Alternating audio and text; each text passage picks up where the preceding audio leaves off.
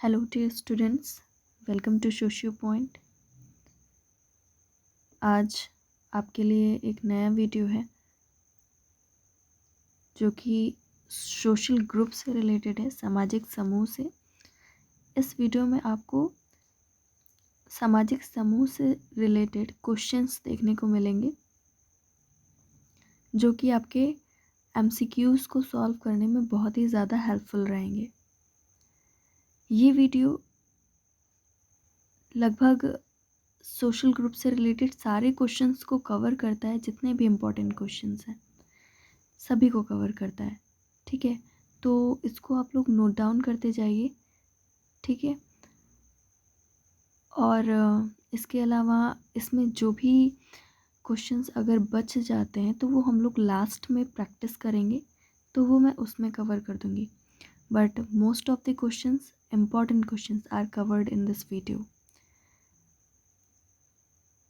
इसके अलावा सामाजिक समूह से रिलेटेड, सोशल ग्रुप से रिलेटेड आपके चैनल पे वीडियो मौजूद हैं।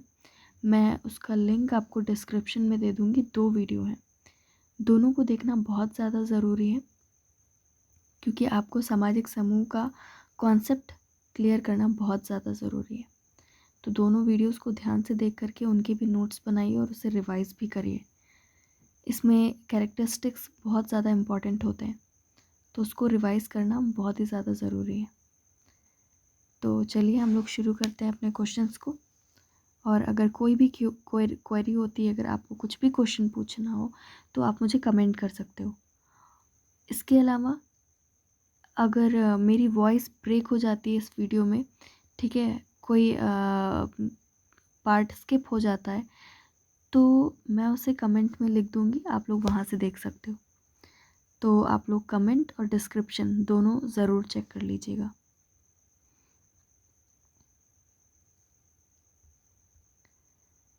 सोरोकिन ने समूह के कितने आधार बताए? How many basis of social group told by Sorokin? तो 10 आधार बताए हैं, 10 basis.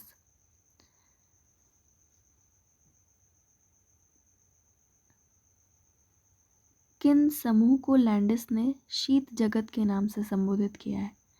Which kind of social group called cold war by Landis? तो द्वितीयक समूह या सेकेंडरी ग्रुप को लैंडिस ने कोल्ड वर्ड या शीत जगत कहा है। उन समाजशास्त्रियों के नाम बताइए जिन्होंने समूह का वर्गीकरण उसमें पाए जाने वाले सदस्यों की संख्या के आधार पर किया। Name the sociologist who given classification of social group on basis of numbers of member in a group. Answer है आपका जॉर्ज सिमिल एंड वॉन विस। ये 2 ऐसे सोशियोलॉजिस्ट हैं जिन्होंने कहा कि सोशल ग्रुप में कितने मेंबर हैं उसके बेस पर हम बताएंगे कि वो सोशल ग्रुप किस टाइप का है। ठीक है, उसके आधार पर वो क्लासिफाई करते हैं सोशल ग्रुप को। देन नेक्स्ट क्वेश्चन है आपका, मिलर ने सामाजिक समूहों को कितने भागों में विभाजित किया? How many divisions of social group given by Miller?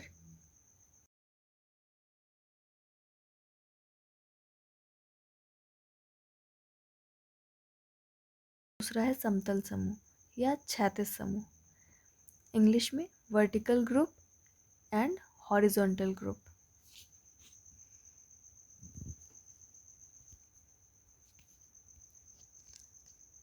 ये इम्पॉर्टेंट क्वेश्चन है आपका।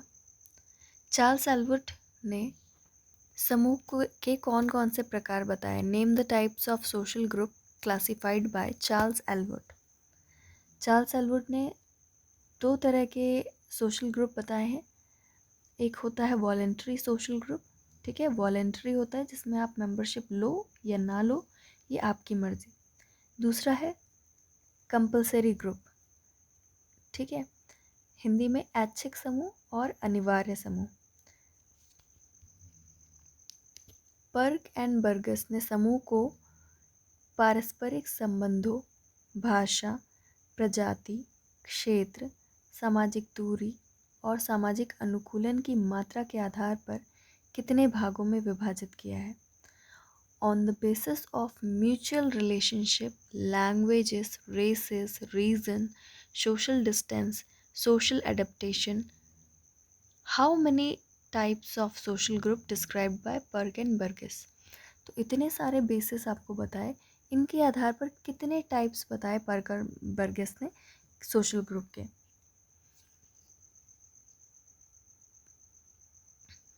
6 टाइप्स, 6 भागों में विभाजित किया, 6 टाइप्स में क्लासिफाइड किया है सोशल ग्रुप को पर्क एंड बर्गस ने। मैकाइवर एंड पेज ने समूह को कितने प्रकार बताए? How many types of social group given by MacIver and page? MacIver and page ने 3 टाइप के सोशल ग्रुप्स बताए, 3 टाइप्स यानी कि 3 प्रकार के सामाजिक समूह बताए हैं। इन सारे क्वेश्चंस को आप लोग लर्न कर लीजिएगा। गिलिन एंड गिलिन ने समूह के कितने प्रकार बताए हैं? How many types of social group given by Gillin and Gillin? 6 types. ठीक है, गिलिन एंड गिलिन ने भी 6 टाइप्स बताए।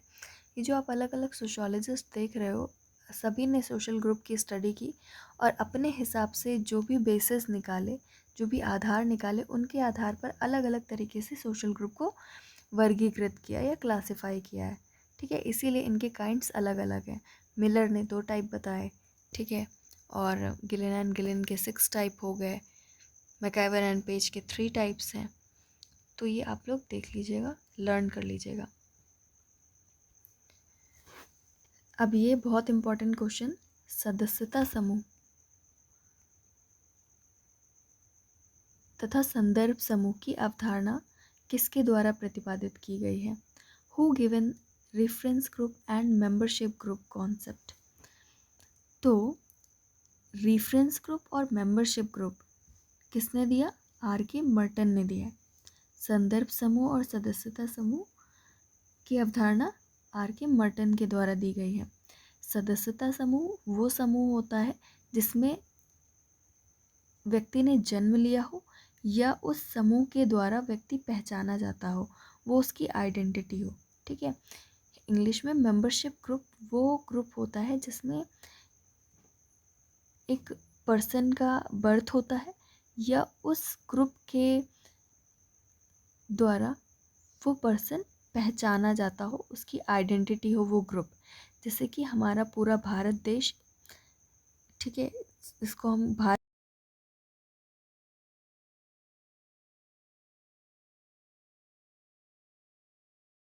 कहें, तो मैं क्या हूँ?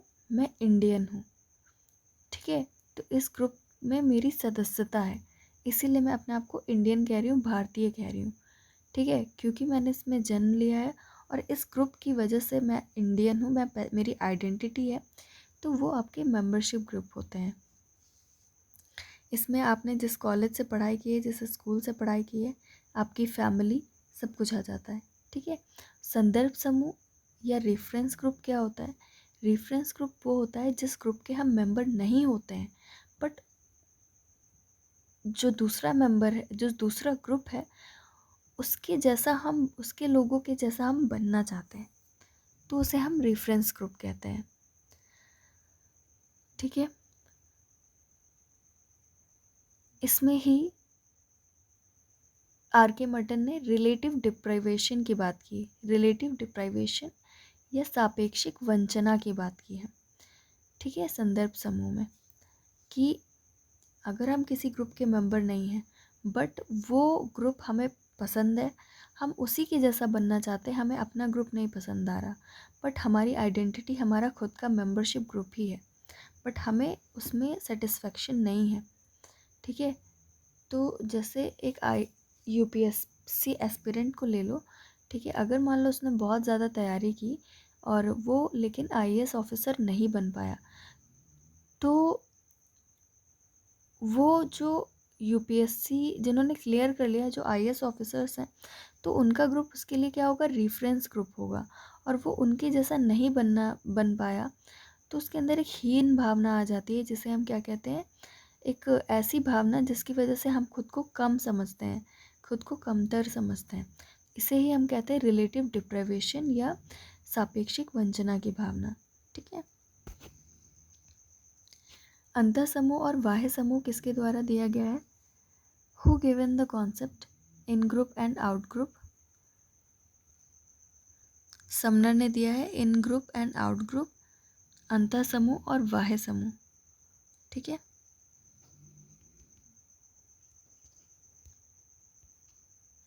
इन ग्रुप एंड आउट ग्रुप। घनिष्ठता और सामाजिक दूरी के आधार पर किसने समूहों का विभाजन किया? Who divided the groups on the basis of intimacy and social distance? Sumner ने 2 टाइप्स के सोशल ग्रुप बताए, एक इन ग्रुप, दूसरा आउट ग्रुप। और ये 2 डिवीज़न समनर ने किस बेस पर किए? इंटीमेसी एंड सोशल डिस्टेंस, सामाजिक दूरी और घनिष्ठता के आधार पर समनर ने 2 तरीके के समूहों का विभाजन किया।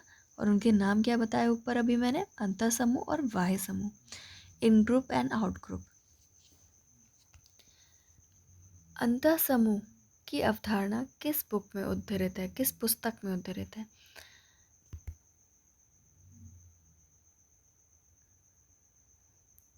इन which book the concept in group is quoted?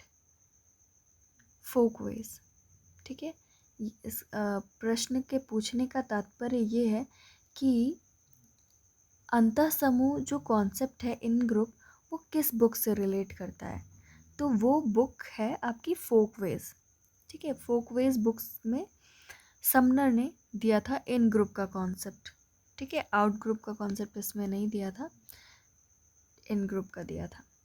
Folkways book किसने लिखी?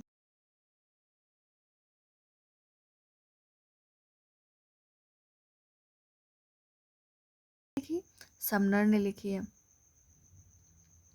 Who is the author of book Social Organization?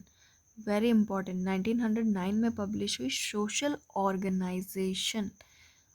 Always remember, C.H. Cooley, Charles कूले।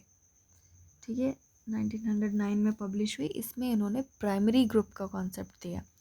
कोई अगर पूछता है कि प्राइमरी ग्रुप का कॉन्सेप्ट या प्राथमिक समूह की अवधारणा किस पुस्तक से संबंधित है, किस पुस्तक में दी गई है, सबसे पहले किसने दिया, तो वो कौन है? आपके चार्ल्स कूले, और उनकी बुक का नाम the social organisation. What is the classification of social group by Tönnies, a German sociologist, Gemeinschaft and Gesellschaft? टॉनीज के द्वारा दिया गया समूह का वर्गीकरण क्या था? 2 वर्गीकरण दिए, जेमेंशाफ्ट और जेसलशाफ्ट।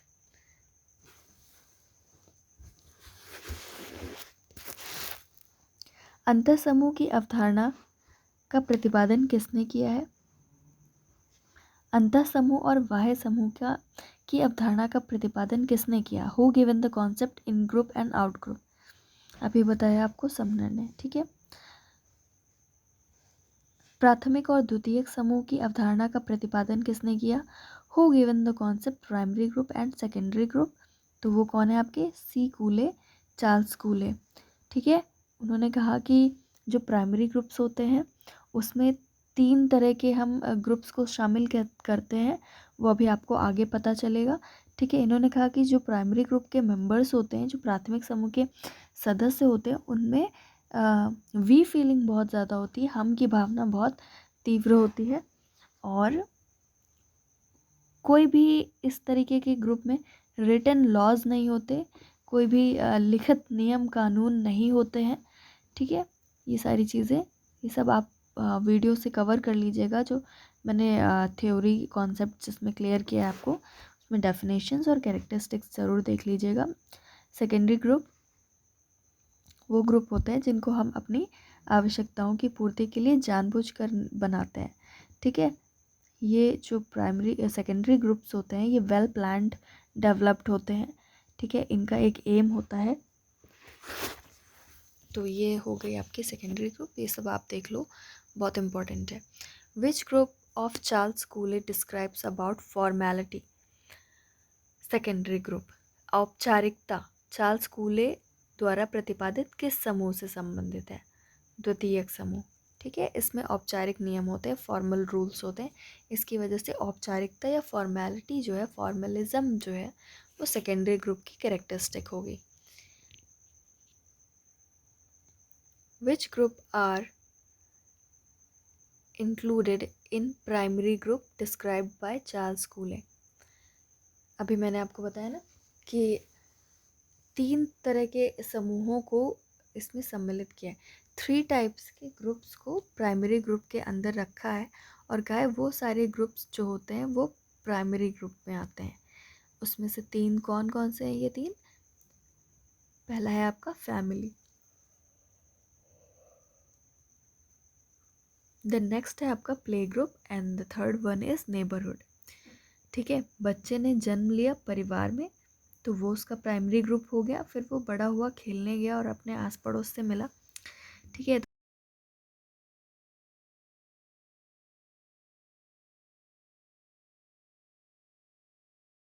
वो उसका नेबरहुड है। चार्ल्स कूले द्वारा प्रतिपादित प्राथमिक समूहों में किन समूह को सम्मिलित किया गया है? तो 3 समूह को सम्मिलित किया गया है, परिवार, क्रीड़ा समूह और पड़ोस। ठीक है, इन सब से वो अपनी प्राइमरी एजुकेशन भी लेता है। ठीक है, सबसे पहले सारी चीज़ें, ज़िंदगी की जो शुरुआत है, ज़िंदगी की शुरुआत इन्हीं 3 समूहों से करता है और इन्हीं 3 समूहों से उसका एक इंटीमेट रिलेशनशिप होता है, एक घनिष्ठ संबंध होता है जो उसकी ज़िंदगी भर बना रहता है। ठीक है, in which group is also known as nursery of human nature. Primary group को हम नर्सरी ऑफ ह्यूमन नेचर कहते हैं। कौन सा समूह मानव स्वभाव की पोशिका के रूप में जाना जाता है? तो कौन है? प्राइमरी ग्रुप या प्राथमिक समूह। मानव स्वभाव की पोशिका का मतलब, नर्सरी ऑफ ह्यूमन नेचर का मतलब जो एक इंसान के बिहेवियर कैसा होगा उसका डिटरमाइन करते हैं, उसको निर्धारित करते हैं। ठीक है, अब एक बच्चा है, वो प्राइमरी ग्रुप में 3 चीज़ें आती हैं, एक हो गया नेबरहुड, दूसरा हो गया प्ले ग्रुप, तीसरा हो गया फैमिली। तो ये 3 जैसे भी होंगे वैसे ही बच्चा बन जाएगा। अगर इन तीनों में वॉयलेंस होता है तो बच्चा भी वॉयलेंट बनेगा। अगर इन तीनों में प्यार से मिलजुल करके रहना सिखाया जाता है, देशभक्ति सिखाई जाती है, तो बच्चा भी वैसा ही बनेगा। तो ये जो प्राइमरी ग्रुप होता है ये एक बच्चे का बिहेवियर कैसा होगा, एक नेचर कैसा होगा, उसको नर्चर करता है। ठीक है, उसका क्या होता है, उसकी पोशिका होता है। ठीक है, उसको निर्धारित करता है। Who told that primary groups are based on face-to-face relationship? Ellsworth Faris. किसने कहा प्राथमिक समूह आमने सामने के संबंधों पर आधारित समूह के रूप में जाने जाते हैं? तो Ellsworth Ferris.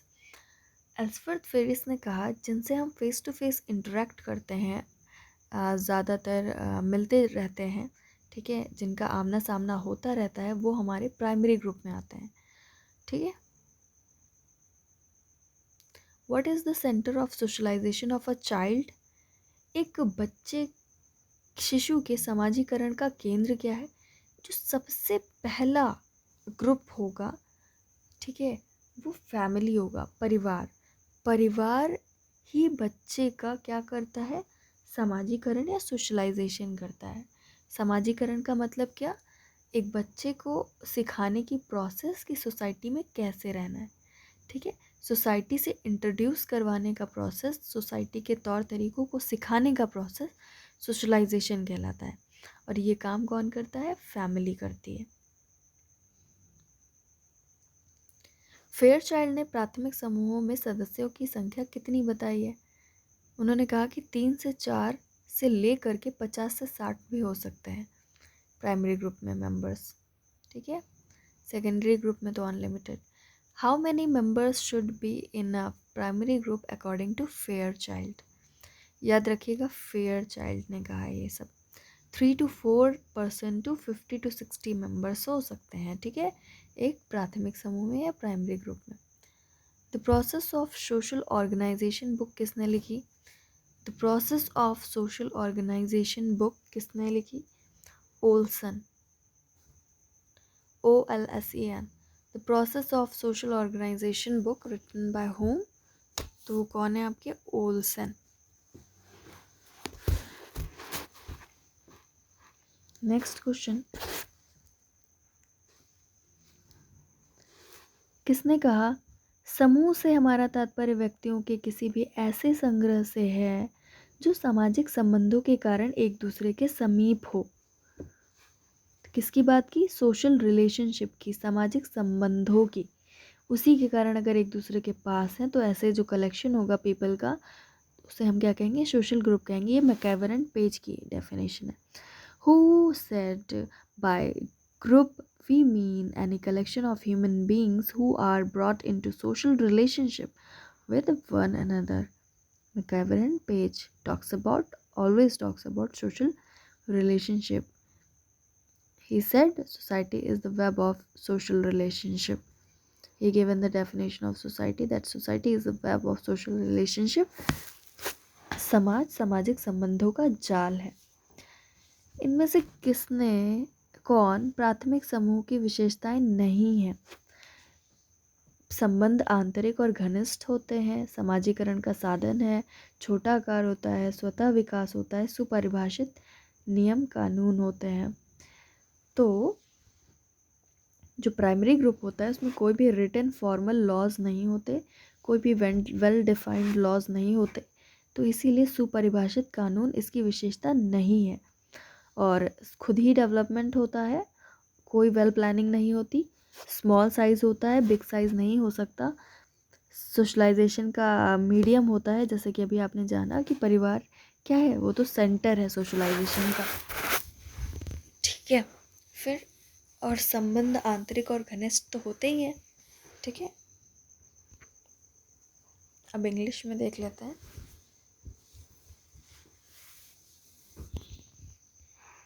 In which of the following are not the characteristics of primary group? Intimate relationship, medium of socialization, small size, self development, well defined rules. तो आंसर है वेल डिफाइंड रूल्स नहीं है। कैरेक्टरिस्टिक्स ऑफ प्राइमरी ग्रुप, ठीक है। Primary group का character इसमें से कौन सा नहीं है कैरेक्टरिस्टिक? वेल डिफाइंड रूल्स, ई वाला, ठीक है। बाकी सारे हैं। देन नेक्स्ट है आपका, इसमें से कौन द्वितीयक समूह की विशेषता नहीं है? याद रखिए नहीं है, सेकेंडरी ग्रुप का विशेषता नहीं है। सुपरिभाषित कानून होते हैं। ऐच्छिक सदस्यता, बिल्कुल सही। बड़ा आकार होता है। प्रत्यक्ष सहयोग नहीं होता है, ठीक है। द्वितीयक समूहों में प्रत्यक्ष सहयोग नहीं होता है इसमें, क्योंकि वी फीलिंग नहीं होती है। इंग्लिश में देख लेते हैं। In which of the following are not the characteristic of secondary group? Well defined laws होते हैं, वॉलेंटरी मेंबरशिप बिल्कुल सही, लार्ज साइज होता है, बड़ा आकार होता है सेकेंडरी ग्रुप का, डायरेक्ट कॉपरेशन नहीं होता है, ठीक है। इसमें हम सब लॉज के अकॉर्डिंग काम करते हैं, कॉपरेशन की फीलिंग ना के बराबर होती है। संबंध स्वयं में लक्ष्य किस समूह की विशेषता है? देख रहे हैं आप, संबंध स्वयं में लक्ष्य मतलब संबंध बनाना ही, संबंधों को बनाए रखना ही क्या है? उद्देश्य होता है। तो वो किसकी विशेषता है? प्राथमिक समूह की।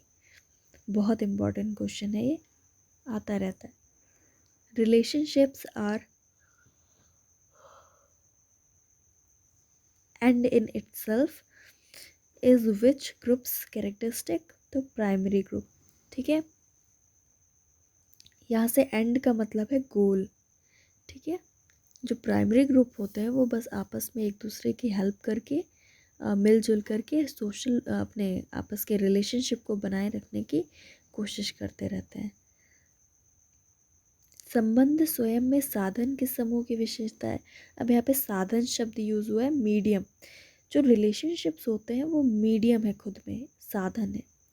ये द्वितीयक समूह की विशेषता है। इसका आंसर है द्वितीयक समूह। साधन का मतलब क्या है? आपने कोई लक्ष्य रखा है, उसकी वजह से ही आप क्या कर रहे हो? एक दूसरे से बातचीत कर रहे हो, एक दूसरे से संबंध बना रहे हो, ठीक है। तो संबंध साधन के रूप में, मीडियम के रूप में अपने गोल को पूरा करने के लिए आप यूज़ करते हो उन रिलेशनशिप्स को, तो वो सेकेंडरी ग्रुप की विशेषता है। Relationship are goal in itself are which group's characteristic, तो वो है secondary group. Relationship goal in itself is which group's characteristic.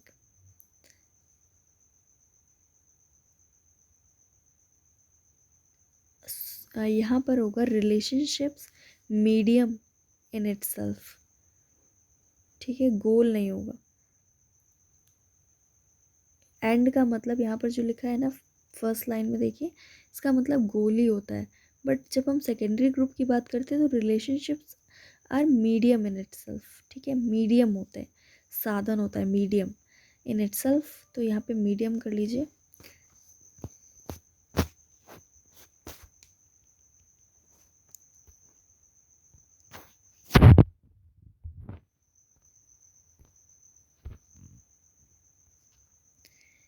तो ये है secondary group. Now it is correct. Who coined the term quasi group, अर्ध समूह की अवधारणा का प्रतिपादन किसने किया, तो वो कौन है, गिन्सबर्ग. गिन्सबर्ग ने क्वासी ग्रुप की अवधारणा का प्रतिपादन किया है.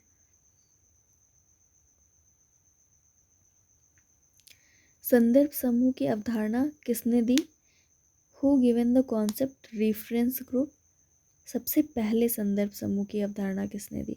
अभी आपने पढ़ा कि रेफरेंस ग्रुप किसने दिया, मर्टन ने. ठीक है, आर के मर्टन. बट अब यहाँ क्वेश्चन पूछ रहा है कि सबसे पहले किसने रेफरेंस ग्रुप या संदर्भ समूह की अवधारणा दी. तो देखिए सबसे पहले आता है हाइमन, फिर उसके बाद स्टाफर का नाम आता है, फिर आर के मर्टन का नाम आता है. ठीक है, सबसे पहले हाइमन ने बात करी थी संदर्भ समूह की, देन स्टाफर ने, उसके बाद मर्टन ने.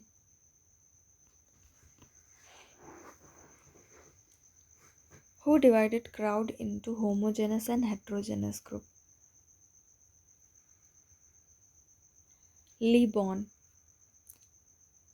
लीबॉन ने भीड़ को एक सामाजिक समूह माना और कहा कि ये जो भीड़ होती है ये दो तरह की होती है, होमोजेनस और दूसरी हेट्रोजेनस.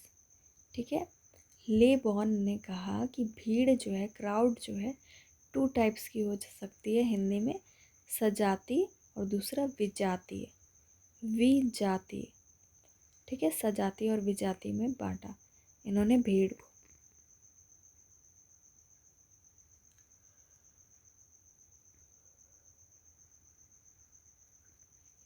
क्या सामाजिक समूह का उदाहरण समिति हो सकता है, तो नहीं. ठीक है, एसोसिएशन सोशल ग्रुप का एग्जाम्पल नहीं हो सकता. सामाजिक समूह का उदाहरण समिति नहीं है.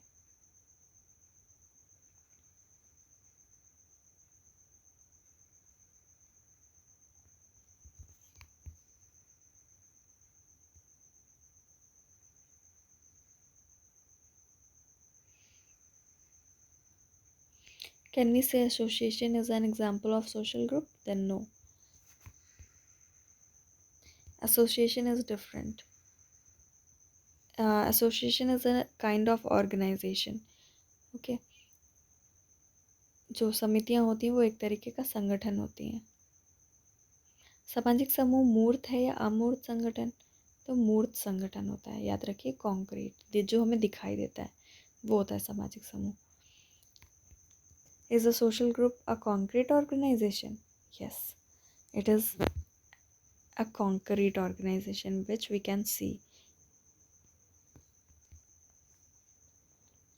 सामाजिक समूह का आकार किस प्रकार का होता है, सोशल ग्रुप का साइज़ क्या होता है, तो अनिश्चित आकार होता है. अगर हम सोशल ग्रुप की बात करें तो बहुत बड़ा हो सकता है, मिलियंस तक हो सकते हैं इसके मेंबर्स. ठीक है, हज़ारों लाखों तक हो सकते हैं, और 2 to 3 भी हो सकते हैं. 2 अगर लोग हैं वो भी हो सकता है सोशल ग्रुप.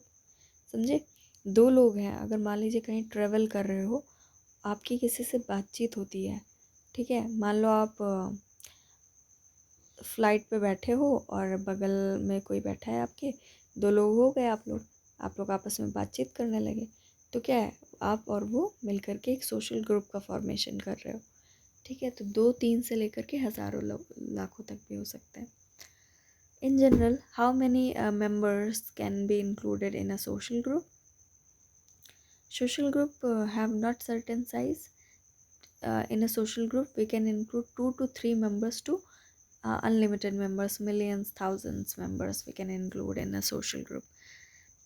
स्थिरता के आधार पर किसने समूह को 2 भागों में विभाजित किया? Who divided social group on the basis of stability? तो टी बोटोमोर ने कहा कि स्थिरता के आधार पर 2 तरीके के सामाजिक समूह होते हैं, एक श्रोता और दूसरा एक होता है ऑडियंस, दूसरा कौन होता है देखते हैं, आगे मिलेगा आपको। टी बोटोमोर ने समूह को किन 2 भागों में विभाजित किया?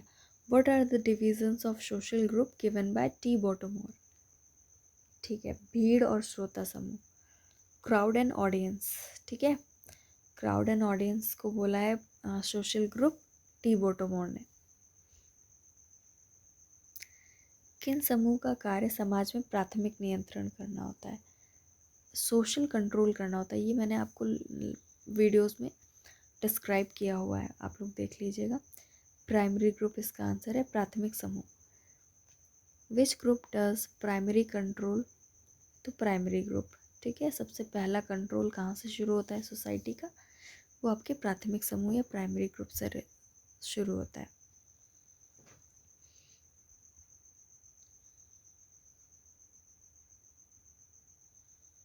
नेक्स्ट क्वेश्चन है, जानबूझकर किए गए समूह के निर्माण किस प्रकार के समूह की श्रेणी में आते हैं? मतलब ऐसा समूह, ऐसा ग्रुप जिसको आपने वेल प्लानिंग के तहत, है ना, पहले से आपने सोच समझ लिया है कि हमें इस तरीके से इन लोगों को इंक्लूड करना है, तो ऐसे ग्रुप को कौन सा ग्रुप कहते हैं? उसे कहते हैं secondary group. What kind of group construction fall into the category of intentional grouping? मतलब हमने जिसका with intention with well planning we created a group is called secondary group। ठीक है, जो प्राइमरी ग्रुप होते हैं वो क्या होते हैं? वेल प्लान्ड नहीं होते हैं, वो खुद ही फॉर्म हो जाते हैं। आपका परिवार है वो वेल प्लान्ड नहीं है। जिस परिवार में आपने जन्म ले लिया वो आपका क्या हो गया? प्राइमरी ग्रुप हो गया, या पड़ोस जैसा भी मिला आपको। ठीक है, तो इस तरीके की चीज़ है। देन नेक्स्ट है आपका, किस प्रकार के समूहों के सदस्यों का उत्तरदायित्व सीमित होता है? द्वितीयक समूह। What type of group members have limited responsibilities? तो सेकेंडरी ग्रुप के जो मेंबर्स होते हैं उनकी रिस्पॉन्सिबिलिटी क्या होती है? लिमिटेड होती है। ठीक है, जैसे ये हो गया सेकेंडरी ग्रुप। और जो प्राइमरी ग्रुप होता है उसके जो मेंबर्स होते हैं उनकी रिस्पॉन्सिबिलिटी अनलिमिटेड होती है। ठीक है, ये कैसे होता है?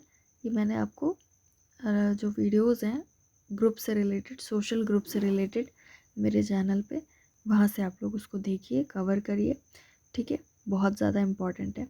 आप ये वीडियो और वो 2 वीडियो जो सोशल ग्रुप से रिलेटेड 2 वीडियोस हैं उनको अगर आप देख लोगे तो सारे क्वेश्चन सोशल ग्रुप से रिलेटेड सॉल्व कर लोगे ईजिली। इसके अलावा जितने भी मैं वीडियोस बनाऊंगी एमसीक्यू बेस्ड, वो सब आपको देखने हैं और लर्न करने हैं। ठीक है, सब कुछ कवर कर दूंगी मैं, उसी से सब कुछ आपका कवर हो जाएगा एग्ज़ाम का। ठीक है, 80 क्वेश्चंस आएंगे और उसमें से आपको सिर्फ 40 करना है, तो आई थिंक 40 तो आपको मेरे वीडियोस से मिल जाएंगे ईजिली। ठीक है, तो आज के लिए इतना ही। अगर कोई क्वेरी हो तो आप लोग कमेंट ज़रूर करिएगा।